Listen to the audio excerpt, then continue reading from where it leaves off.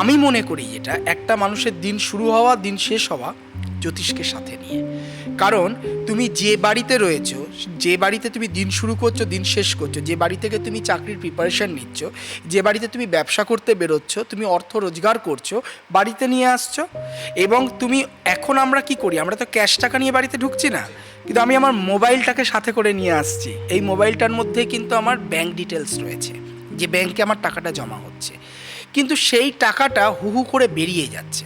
দেখা গেল তুমি একটা মাসে 10,000 টাকা রোজগার করলে, কিন্তু তুমি ক্যালকুলেট করে দেখলে সেই মাসে তোমার 15,000 টাকা বেরিয়ে গেছে।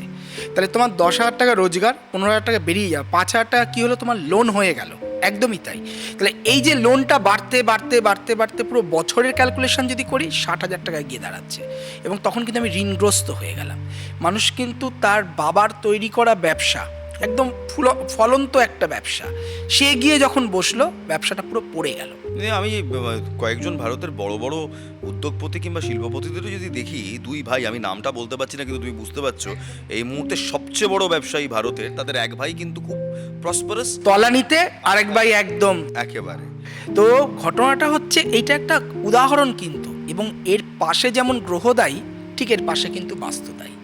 কারণ বাস্তু তোমাকে ঠিক করবে যে তুমি কোন ডিরেকশনে মাথা দিয়ে ঘুমালে তোমার ভালো হবে।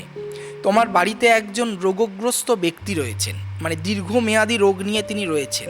সেই দীর্ঘমেয়াদী রোগ ব্যক্তিটি সুস্থ হবেন কি হবেন না, যেমন ডাক্তারের প্রয়োজন, সেরকম বাস্তু তার ডিরেকশনটাও প্রয়োজন। কোন রুমে তাকে রাখা হবে, কোন রুমে তিনি শোবেন, কোন দিকে মাথা দিয়ে শোবেন।